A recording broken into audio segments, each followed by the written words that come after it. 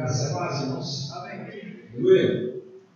Glória a Deus. Glória a Deus. Obrigado, meus irmãos líderes da igreja, da comunidade, os líderes pela oportunidade de estar aqui nessa responsabilidade do Senhor. Realmente amá-los, né? Temos caminhado um tempo junto aí. Temos proposto no nosso coração para que estivermos, nós sairemos em vocês. É mais rápido. Olha aí, ó. Deixou uma coisa acontecendo, então. Deus tem desafiado, talvez, provavelmente saímos de novo um desafio do Ministério do Filho, pastor Mateus, amiga de sua esposa, Renato, para a plantação de igrejas na cidade de Uri. Mas que nós estamos aqui sempre sair com vocês. Uri, nosso projeto vai estar aqui, vamos estar sempre aqui com o Senhor. Glória a Deus, irmãos. Lucas capítulo 9, eu queria compartilhar com os irmãos esse texto, Lucas capítulo 9, do verso 10 até o verso 17.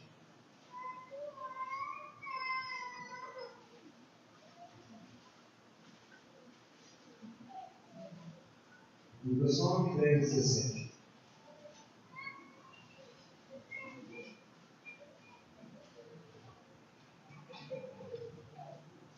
Amém? Vamos ver aqui. Quando os apóstolos voltaram, contaram a Jesus tudo o que tinha feito. Em seguida, Jesus se retirou para a cidade de Betsaida, a fim de estar a sós com eles. As multidões descobriram seu paradeiro e o seguiram. E ele as recebeu. Continua a palavra. Ensinou-lhes a respeito do reino de Deus. Curou os que estavam enfermos. No fim da tarde, os 12 aproximaram-se e lhe disseram: manda as multidões aos povoados e campos vizinhos, para que tomem comida e abrigo para passar a noite, pois estamos no lugar isolado. Jesus, porém, disse: providenciem vocês mesmos alimentos para eles, ou dai-lhes vós o que comer. Temos apenas 5 pães e 2 peixes, respondeu. O Senhor espera que compremos comida para todo esse povo. Havia ali cerca de 5.000 homens. Respondeu Jesus: diga a eles que se sentem em grupo de 50. Os discípulos seguiram sua instrução e todos se sentaram. Jesus tomou os 5 pães e os 2 peixes, olhou para o céu e os abençoou. Então partiu-os em pedaços e os entregou aos discípulos para que distribuíssem ao povo. Todos comeram à vontade, e os discípulos encheram ainda 12 cestos com as sobras. Palavra do Senhor. Eu queria pensar com os irmãos e compartilhar com os irmãos sobre princípios para uma vida cristã abundante. Princípios para uma vida cristã abundante. Quero compartilhar porque eu não quero subir uma cátedra do público para ensinar nada a vocês, mas compartilhar o que o Senhor tem colocado no meu coração. Quando eu olho para o ministério de Jesus na terra, a gente vê o ministério de Jesus como um exemplo, como um testemunho da glória de Deus, o cumprimento da missão de Deus para a nossa salvação, mas também devemos ver o ministério de Jesus como um legado que Ele deixou para nós, para que pudéssemos dar continuidade. Suas pregações, seus ensinos, seu modo de vida, as curas, os sinais, os prodígios, deveriam e devem ter continuidade na vida da igreja. Eu creio que esse era o propósito do Senhor. Existem alguns irmãos que acreditam que houve uma ruptura. Então, houve um cessar das obras miraculosas do Senhor, tanto das curas e outras maravilhas do Senhor, lá no período dos apóstolos. Então ali acabou. Não há mais aquilo. E o Senhor fez aquilo apenas para anunciar o Evangelho. Eu não vejo respaldo nas Escrituras para isso.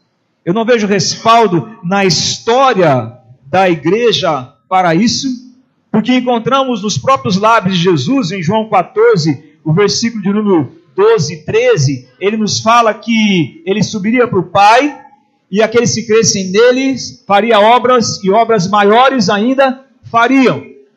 Se é homens individuais, se é o corpo de Cristo coletivo, não importa, mas que o Senhor deixou um legado para a igreja dar continuidade da sua missão, recebendo agora a orientação, a força e a dinamis, o poder do Espírito Santo para continuar o seu legado. Então, todas as vezes que a gente olha para as Escrituras, para um texto, por mais assombroso que nos seja, por mais impossível que a nossa mente possa conceber, nós temos que buscar ali os princípios para a nossa vida cristã. Nós temos que buscar ali um parâmetro para a nossa vida cristã e dizer, Senhor, eu também quero ter uma vida cristã em abundância. Temos que buscar os princípios. E princípios são verdades que funcionam em qualquer tempo, em qualquer época, em qualquer situação.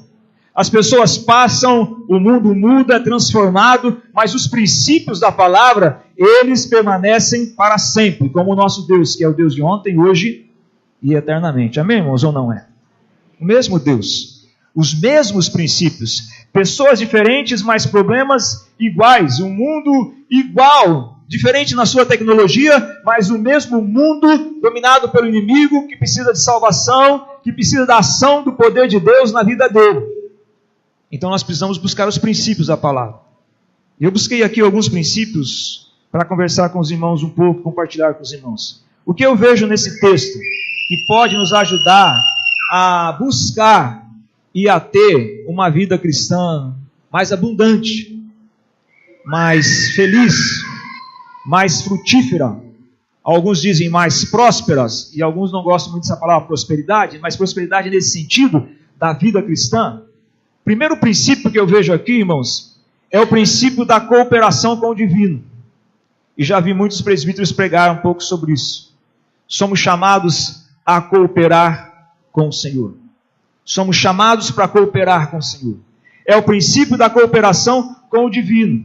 Se observamos o texto aqui de Lucas 9, versículo 10, os discípulos acabavam de voltar de uma missão. Diz assim, quando os apóstolos voltaram, e voltaram da onde? Capítulo 9, versículo 1, eles voltaram da missão que o Senhor havia lhes dado. E olha o que diz capítulo 9, versículo 1. Jesus reuniu os 12 e lhes deu poder e autoridade para expulsar todos os demônios e curar as enfermidades.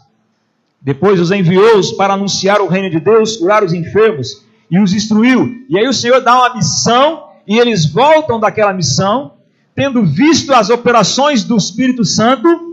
Eles voltam então daquela missão e Jesus começa a conversar, leva-os para um lugar deserto, para a cidade de Betsaida, mas as multidões descobrem, capítulo 9, versículo 11, as multidões descobrem seu paradeiro e o seguiram e ele recebe a multidão.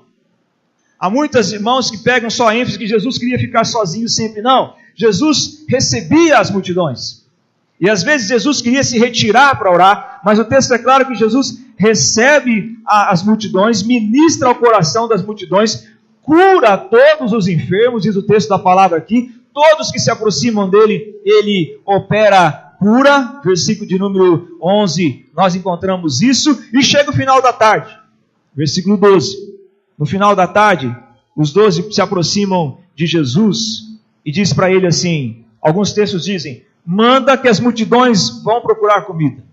Nós não sabemos qual foi a ênfase. Mande embora as multidões. E Jesus disse para os discípulos, agora no versículo 13, não, vocês deem às multidões o que eles precisam para comer. Ou seja, o que eu vejo aqui? Eu vejo que Jesus quer envolver os discípulos na continuidade daquilo que eles fizeram.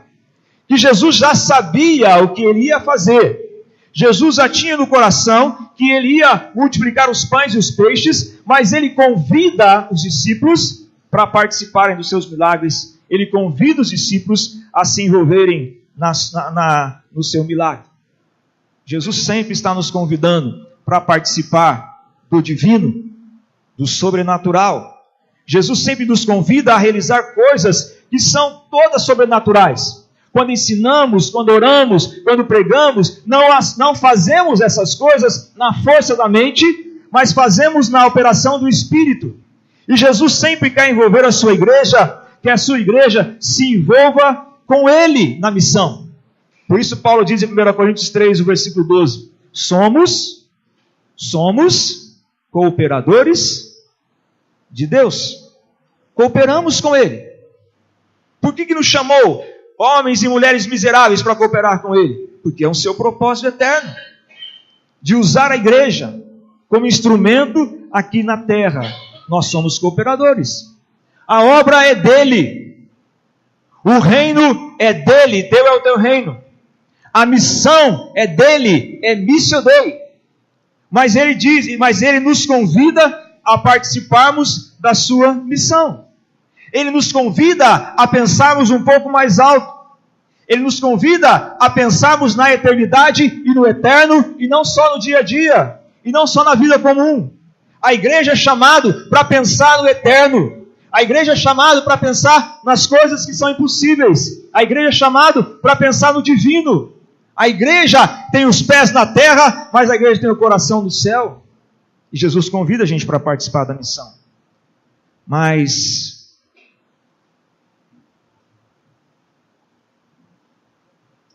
E convida apesar de. Hoje eu orava e falava isso com o Senhor o tempo todo. Isso eu acho que todos nós devemos fazer diante de Deus. Apesar de mim. Eu me conheço. Você se conhece. Conhecemos as nossas misérias. Conhecemos os nossos medos. Conhecemos os nossos assombros durante a noite. Conhecemos as coisas fracas que nós temos e as misérias que nós temos. Mas mesmo assim, Ele nos convida. Apesar disso, Ele nos chama. Ele sabia e sabe da limitação dos discípulos, então por que Ele disse aos discípulos, dai-lhe voz de comer? Ele estava brincando? Fazendo uma chacota? Por que então Ele chama os discípulos para participarem dos seus milagres e das suas ações? Apesar disso, apesar de tudo, Jesus nos convida, insiste em nos convidar para participarmos com Ele na sua missão. Apesar da nossa insistência na racionalização. A gente gosta muito da coisa que nós somos racionais. Vamos trabalhar um pouco sobre isso.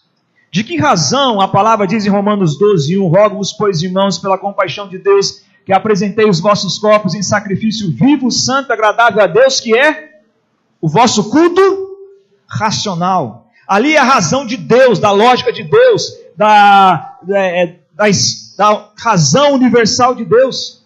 Ele não está falando da razão mundana, da razão dos homens que dizem que Deus não existe, e é louco quem crê que Deus existe. Não é dessa lógica, da lógica mundana que diz que é contra a própria ciência, que homem não nasce homem, mulher não nasce mulher. Da própria lógica mundana que muda todos os valores. Não é dessa lógica e dessa racionalidade que ele está falando, é da lógica de Deus. É do jeito que Deus criou para que fosse pensado. Então, nós às vezes racionalizamos as coisas, irmãos, numa pseudo-racionalidade. E achamos que nós temos uma fé melhor que os outros porque somos racionais. Porque temos medo das crendices e das loucuras que existem e somos dominados pela racionalidade. Não da razão, a racionalidade. E esquecemos que a razão precisa abrir espaço para a fé, porque a fé é inteligente. A razão precisa abrir espaço para aquilo que ela não entende e confiar em Deus para o sobrenatural. A razão precisa entender que existem coisas dos céus, da terra e dos céus. A razão precisa entender isso. No discurso de Jesus com Nicodemos, capítulo 3 de João capítulo 3, versículo 12, especificamente eu vou falar, discutindo ali sobre o novo nascimento, Jesus usa a alegoria de nascer de novo, ele fala, mas como que eu vou entrar no ventre da minha mãe? E Jesus, no capítulo 3, versículo 12 de João, ele fala assim para Nicodemos, se você não entende quando eu falo para você de coisas naturais, como você vai entender se eu te falar de coisas o quê? Eternas e espirituais. Então tem coisas da terra, normal, e tem coisas do céu. Tem homens naturais, como Paulo fala em 1 Coríntios capítulo 2, versículo 14. Vamos dar uma lida ali, 1 Coríntios 2, 14 e 15. Olha o que o apóstolo Paulo fala.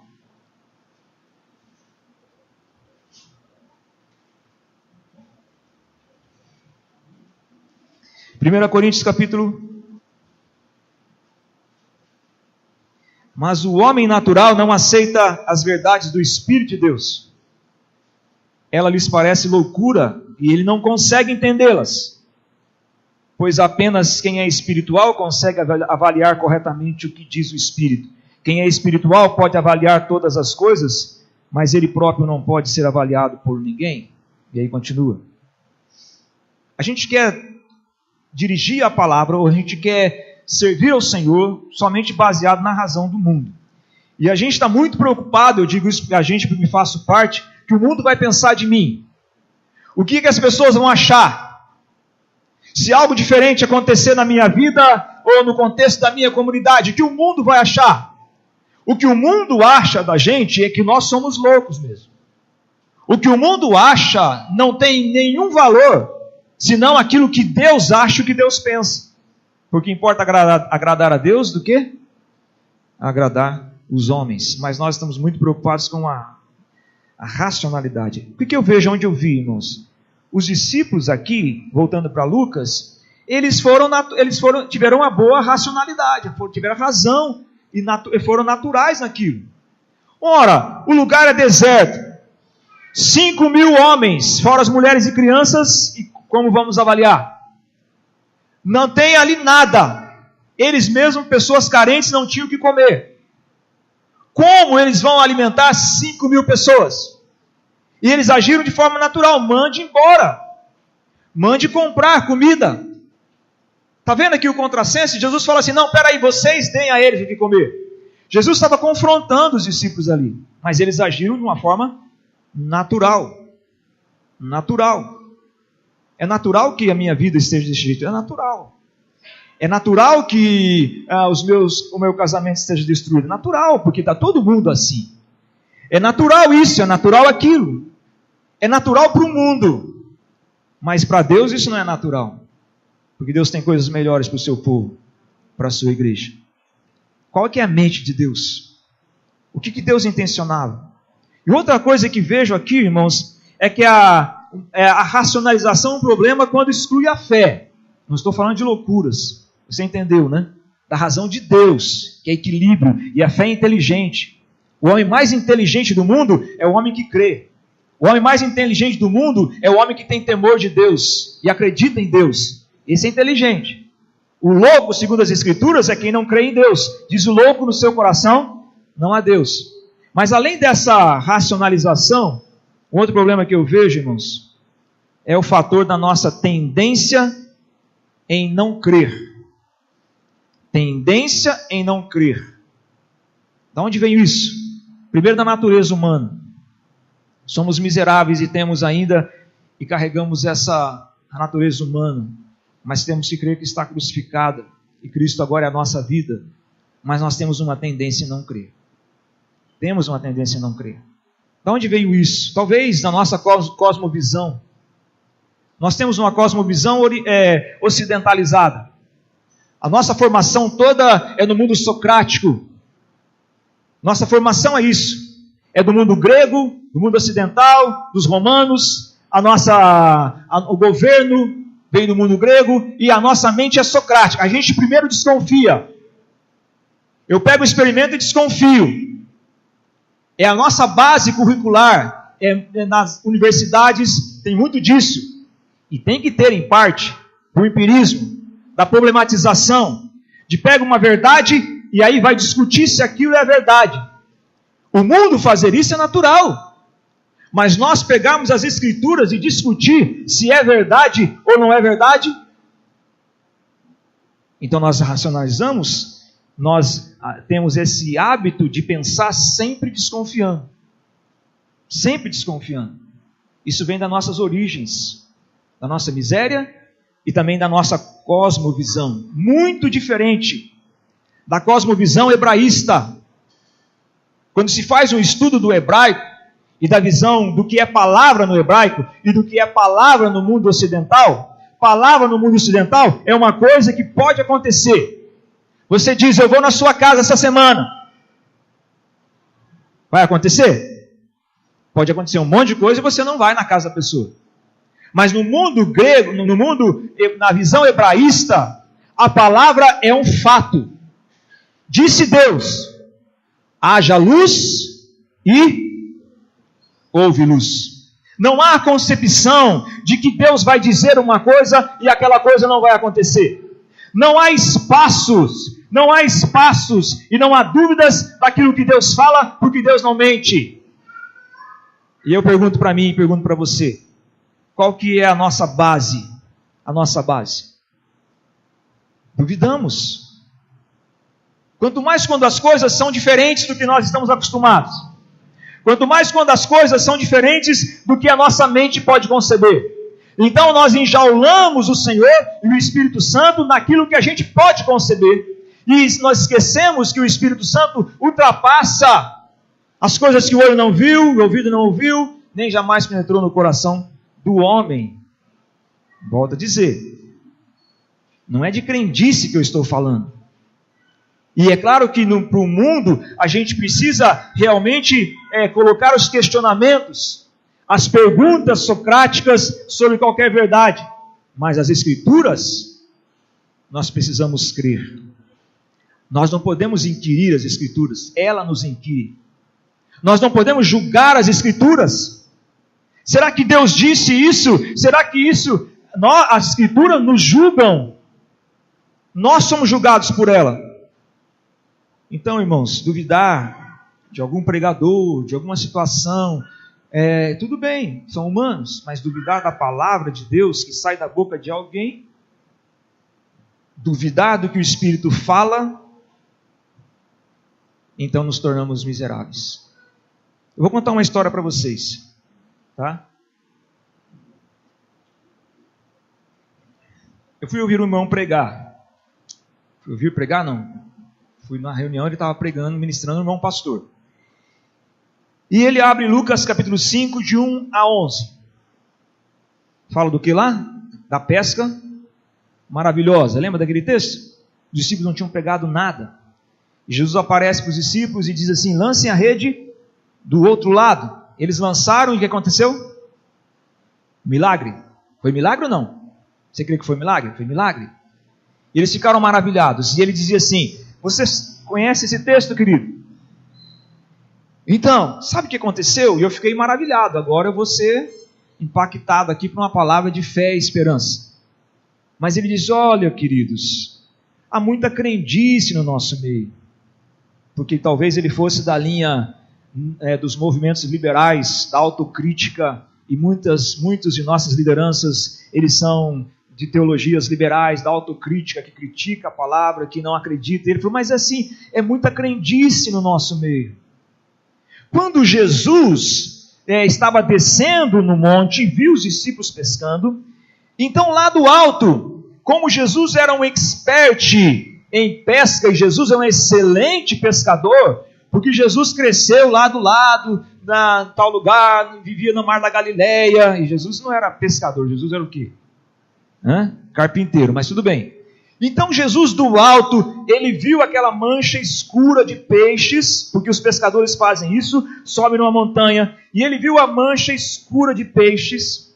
Então os discípulos estavam lançando a rede do outro lado, e Jesus chegou então e falou: lança do lado de cá. E os discípulos lançaram, e ficaram maravilhados, mas não houve nenhum milagre. O milagre foi que eles ouviram o ensino, a direção. Então Jesus ali, ele deu como diz os jovens, deu um migué, Aonde vamos chegar, irmãos? Se nós não acreditamos que o Senhor é um Deus que faz milagres. Aonde vamos chegar? Se nós tentamos aquilo que não entendemos, nós começamos a colocar dentro da nossa retórica aquilo que não entendemos e aquilo que foge da nossa compreensão. A gente não quer aceitar pela fé e dizer: não entendo essas coisas, mas a palavra diz, eu creio. Aquilo que não entendo na minha própria vida e nas minhas dificuldades, dizer: não sei, eu aceito a vontade do Senhor, mas eu creio que Deus pode fazer a diferença aqui na minha vida e nessa situação. Mas não entendemos. Aí dizemos assim: Vamos despedir as multidões para que outros resolvam. A gente vai falar um pouco mais disso lá na frente. E Jesus fala para eles: eu estou convidando a vocês, dai-lhes vós o que comer. Primeiro princípio, então, que eu observo com os irmãos é que o Jesus, apesar de toda a nossa miséria, Ele nos convida. Temos dúvida disso ou não?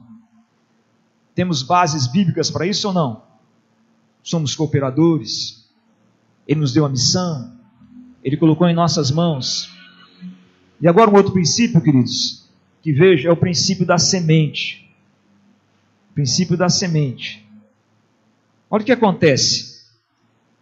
O que eles tinham nas mãos? 5 pães e 2 peixes. Quem já errou e falou 5 peixes e 2 pães? Eu já. 5 pães e 2 peixes. O que eles fazem com aquilo? Eles dão ao Senhor. O Senhor levanta, ora e abençoa. E o que o Senhor faz depois? Devolve aos discípulos. Não foi isso que o texto está dizendo? E os discípulos fazem o que depois? Distribui para a multidão. Distribui para as pessoas. Como que você imagina essa cena? Como que você imagina essa cena? Talvez a gente imagine assim. Jesus pega os 5 pães e os 2 peixes, levanta e agradece ao Pai, e aí de repente começa a surgir milhares de pães e peixes, né? E aí vem, e ele começa então, os discípulos vêm, quantos discípulos? 12. E os discípulos vêm e pegam o pão, e pega outro, e pega o peixe, e vai levando. E a multidão, e aí você imagina aquela montanha, né? Uns pensam assim. Ou talvez Jesus foi multiplicando. Mas o que esse aqui é uma percepção minha. Eu vejo no texto, é que Jesus, ele vai dando aos discípulos, na medida que os discípulos vão levando, dá uma olhada no texto. Os discípulos vão levando, e o texto depois fala, houve a multiplicação. Foi Jesus quem fez. Mas foi no processo. O pão abençoado por Jesus é colocado nas mãos dos discípulos. E na medida que os discípulos distribuem o pão abençoado, o pão é multiplicado. Quem é aquele que dá a semente? É o Senhor. 2 Coríntios capítulo 9, versículo 9 a 11. Ele que aumenta a sementeira. É Ele que põe a semente. Mas quem distribui? E quem distribui? Aquele que distribui, a sementeira aumenta. Agora pense comigo, irmãos. O Senhor tem colocado em nossas mãos riquezas imensuráveis. O Senhor tem depositado na igreja riquezas inesgotáveis. 2 Pedro capítulo 1, versículo 3, a palavra diz que tudo aquilo que necessitamos para uma vida de piedade piedosa nos tem dado, tanto para experimentar dele e viver nele, como para cumprir a sua missão. Ou o Senhor só nos dá para reter? O Senhor me enche de paz para guardar? O Senhor me traz salvação para que eu tenha? O Senhor me dá a palavra para que eu guarde? O Senhor me dá revelações para que eu guarde? Não. O que o Senhor nos dá, Ele nos capacita para entregar. É uma lógica inversa. E na medida que eu dou, eu recebo. Na medida que eu morro, eu vivo. Na medida que distribuo aquilo que recebi. Agora, o Senhor me dá a palavra e eu não compartilho. O Senhor me dá experiências maravilhosas com Ele na oração. Muitos irmãos aqui e irmãs têm uma vivência com Deus e uma história com Deus que é inimaginável. Mas não compartilhamos das ações de Deus. Nós precisamos compartilhar. É isso que faz a diferença. Às vezes temos uma vida que não é abundante, cristã que não é abundante, triste. Nós temos uma expressão triste, uma vida triste, quando você poderia compartilhar do que o Senhor colocou no seu coração e as nossas vidas seriam bem diferentes. Nós precisamos entregar o que recebemos. É básico da vida cristã. É o mais óbvio. O que Deus nos deu para repartir. Mas a gente às vezes não faz, irmãos. Não fazemos, mas precisamos entregar. Deus deu peixes e pães na mão dos discípulos e foram entregues. Deus nos tem dado peixes e pães abençoados e precisamos repartir. O que temos nas nossas mãos? O que temos nos nossos lábios? O que temos no nosso coração, como disse ainda há pouco? O que temos de vivência com o Senhor, com o seu Espírito? O que recebemos dele, talvez numa carga de vida de 30, 40, 10 anos de vida cristã. E muitos de vocês aqui talvez foram curados. E muitos de vocês aqui talvez foram libertos de vícios e tantas coisas que o Espírito fez que precisa ser compartilhado. Os 5 pães e os 2 peixes abençoados foram compartilhados. Eu não falo aqui de ativismo. Eu não falo aqui de fazer por fazer. Mas o Senhor nos abençoou para cumprir a sua missão. Veja, irmãos, quantas coisas recebemos. Na minha tradição tinha um hino do cantor cristão, acho que os batistas conhecem. Quantas bênçãos, quantas são recebidas da divina mão, inimagináveis, a sua palavra em nós enxertada, o seu Espírito sobre nós derramado, o Espírito Santo de Deus sobre nós derramado, a palavra cravada no nosso coração, as motivações, as orações, o ministério da oração que foi dito aqui do sacerdócio na oração, a liberdade que pelo sangue de Jesus, em nome dele, entrar no Santo dos Santos e levar as pessoas em oração. Olha quanta coisa e quantas coisas maravilhosas o Senhor nos deu.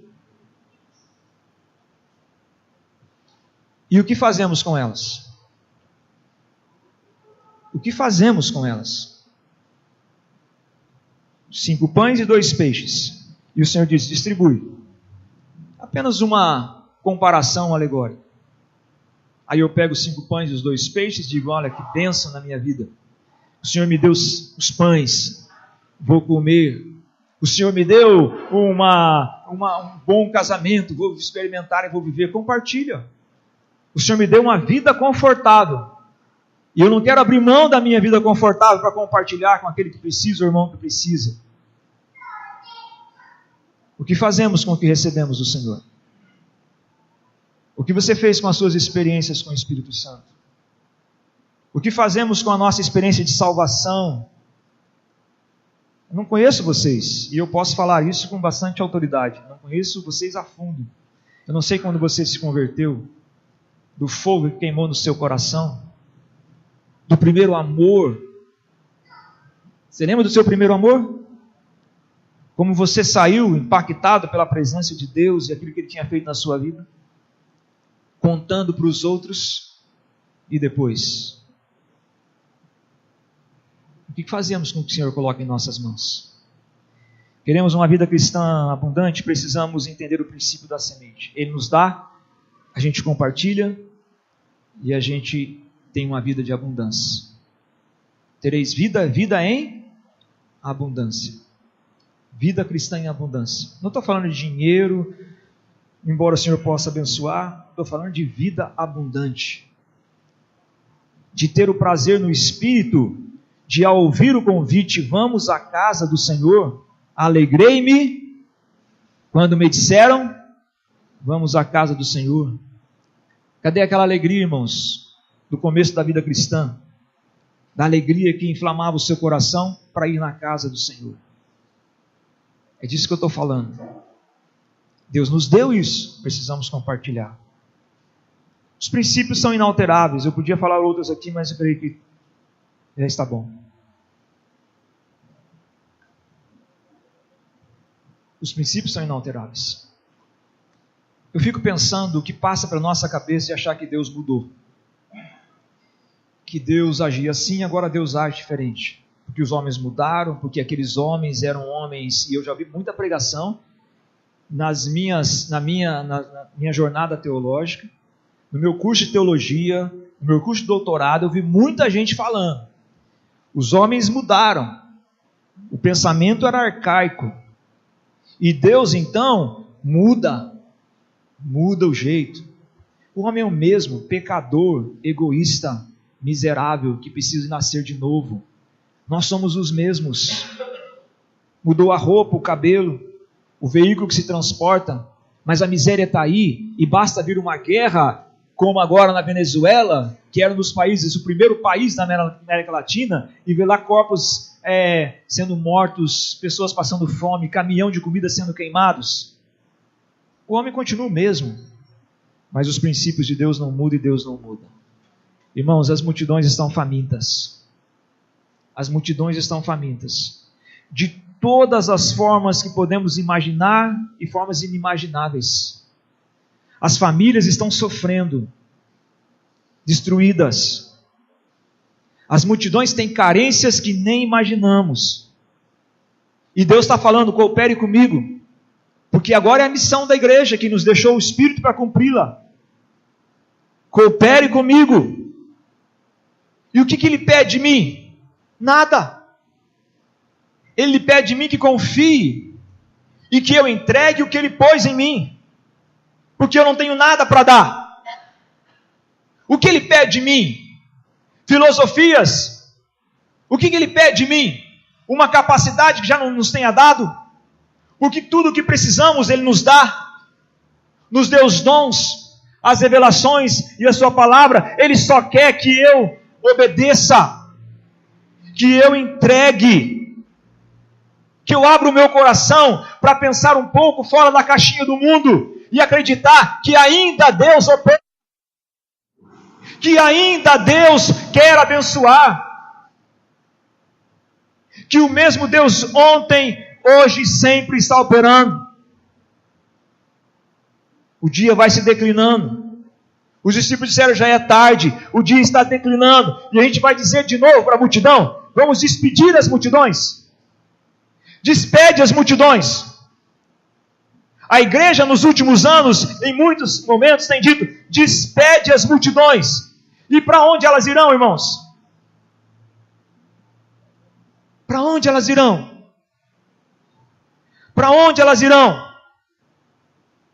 E a gente tem dito, despede as multidões. Para onde? Para um governo de direita, ou de esquerda, ou de centro? Para onde elas irão? Para ouvirem palestras de filósofos como, vou citar o nome, se não tem respeito, Karmal ou outros? Para onde elas irão? Para as clínicas, não que às vezes não seja necessário, mas para onde irão? Porque não há conselhos no meio do povo de Deus, para onde irão? Sempre que estiverem doentes, claro, tem que ir no médico, é natural, e eu concordo também, mas não há alguém com fé para orar pelo enfermo, como os irmãos fizeram aqui? Para onde irão? Para onde as multidões irão? Se o Senhor colocou no nosso coração as palavras de vida eterna. Não é isso que dizemos? E citamos Pedro, para onde iremos se só o Senhor tem as palavras de vida eterna? Então, essas palavras de vida eterna nos foi dado. E para onde meu vizinho vai correr? E agora eu estou falando de missão. Para onde alguém da minha família vai correr? Para onde irmãos que sentam no banco dessa comunidade ou em outras comunidades vão correr? Se não houver no nosso meio a fé de que Deus é um Deus que opera. Para onde irão, irmãos? Estão famintas. Aí elas correm para os profetas midiáticos. E elas lotam lugares de profetas midiáticos, de falsos profetas, porque tem muitos verdadeiros, mas de falsos profetas, e nós dizemos, olha para onde as multidões estão indo. As multidões, como sempre, estão indo, correndo atrás. Não, as multidões correram atrás de Jesus, e Jesus não era um falso profeta. Para onde elas irão? Diremos o que para elas? Não, não é aqui. O teu problema se resolve ali, o teu problema se resolve lá, o teu problema se resolve acolá, o teu problema é isso. Então nós confiamos mais no sistema que os homens criaram do que no que o Senhor tem para as nossas vidas. Não estou dizendo que não temos que recorrer aos profissionais, mas não custa nada orar primeiro, né, irmão? Pedir oração não custa nada, e ter fé. Tem alguém sofrendo? Tem uma irmã que já viveu isso e o Espírito deu libertação? Ministra. Tem alguém com problema de casamento, mas você venceu pela graça de Deus e o Espírito operou? Compartilha e fala para a irmã, é possível. E diga para o rapaz, você pode vencer isso, porque o Senhor Jesus me deu a vitória um dia e você pode tê-la. Não, isso é ufanismo. Ou não é a verdade? Que as irmãs mais velhas ensinem as mais novas a serem boas donas de casas. Que os homens ensinem os mais novos a serem bons pais espirituais. Que ajudem essas pessoas. As pessoas estão famintas, irmãos. Famintas. Eu sei o que é sofrer, também eu sei que você sabe.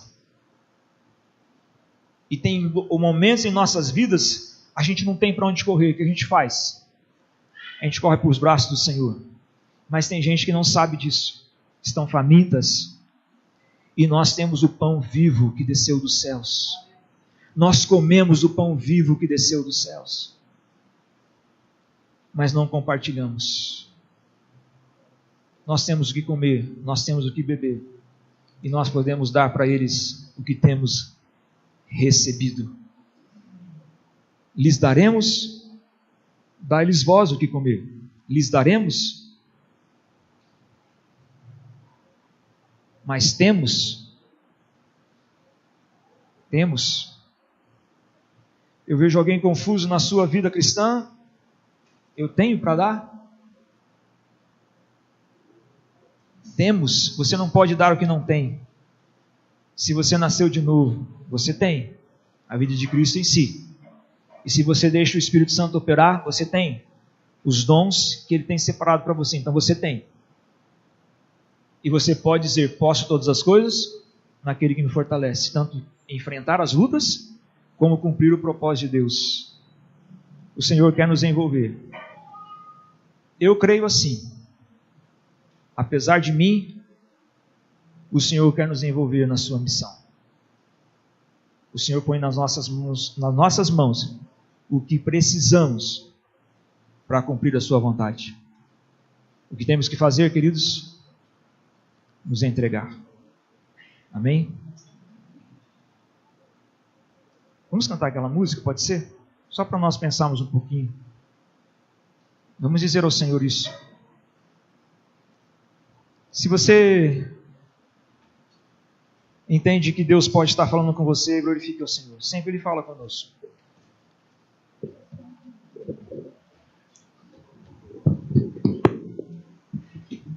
Abra o seu coração um pouquinho. Abramos o nosso coração e digamos a Ele, Senhor, som do meu coração e usa-me, Senhor.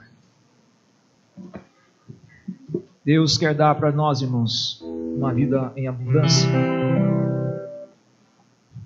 E a gente pode compartilhar essa vida com muitas pessoas que não conhecem. Eu quero desafiar o seu coração em nome de Jesus, na força do Espírito Santo, a você cantar essa canção, uma forma de oração. Talvez você não esteja acostumado, mas deixa um pouquinho o Senhor falar dessa forma, no nome de Jesus. Depois eu vou orar para encerrar.